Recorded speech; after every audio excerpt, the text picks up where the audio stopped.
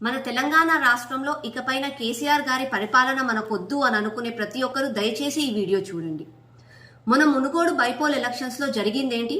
TRS సొంత vote bank 35 plus CPI వాళ్ళ 7% కలిపి 42% వాళ్ళకి లభించింది. బీజేపీకి 38, కాంగ్రెస్ కి 10, అదర్స్ కి 10.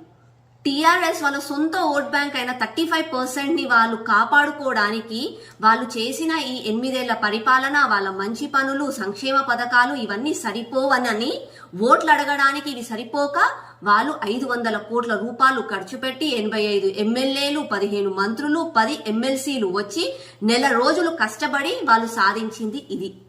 మిగతా కాంగ్రెస్ వాళ్ళు అసలు చేసింది ఏంటి? వాళ్ళ పని ఏంది? కేవలం ఓట్ కట్ వాళ్ళ ఓట్లని డివైడ్ చేసి టీఆర్ఎస్ బి టీమ్ గా మారి టీఆర్ఎస్ కి అడ్వాంటేజ్ గా మారి టీఆర్ఎస్ ని గెలిపించారు.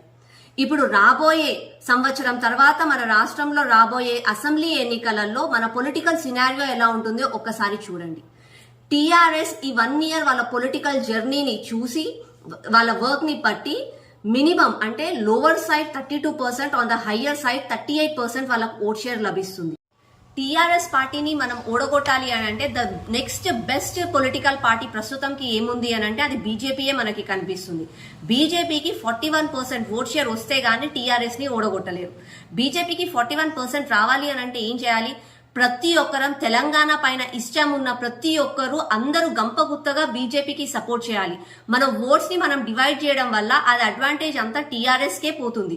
ఫర్ ఎగ్జాంపుల్ నేను ఇప్పుడు చెప్తున్నాను, టీఆర్ఎస్ కి ఒకవేళ 47 సీట్స్ వచ్చాయి అనుకుందాం, కాంగ్రెస్ కి 4, ఎంఐఎం కి 7, షర్మిల అందరికి బీఎస్పీ వాళ్ళందరికీ కలిపి ఒక 3, బీజేపీకి 58 సీట్స్ వచ్చినా కూడా 47 సీట్స్ లభించిన టీఆర్ఎస్ వాళ్ళే ముఖ్యమంత్రి అవుతారు. అంటే మన ఓట్స్ మనం డివైడ్ అవ్వడం వల్ల మనం చేస్తున్న మిస్టేక్ అది.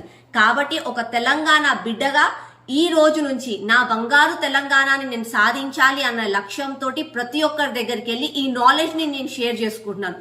ఎలక్షన్స్ ఉన్న ఒక 1 month ముందు మనం చెప్తే కేసీఆర్ ఉన్న జిమ్మిక్లకి, ఆయన కన్నింగ్ నేచర్ కి ప్రజలకి మందనో, డబ్బులనో, సంక్షేమ పథకాలనో చెప్పి వాళ్ళనందరినీ అట్రాక్ట్ చేసుకుంటాను. కాబట్టి ఇవాళ నుంచి the day to day I'm starting ఈ ఉద్యమాన్ని నేను స్టార్ట్ చేస్తున్నాను. ప్రతి ఒక్కరు బంగారు తెలంగాణని సాధించాలి. తెలంగాణ పైన ఇష్టం ఉన్న ప్రతి ఒక్క తెలంగాణ పౌరుడు ఈ ఉద్యమాన్ని స్టార్ట్ చేసి మన తెలంగాణని మనం కాపాడుకుందాం.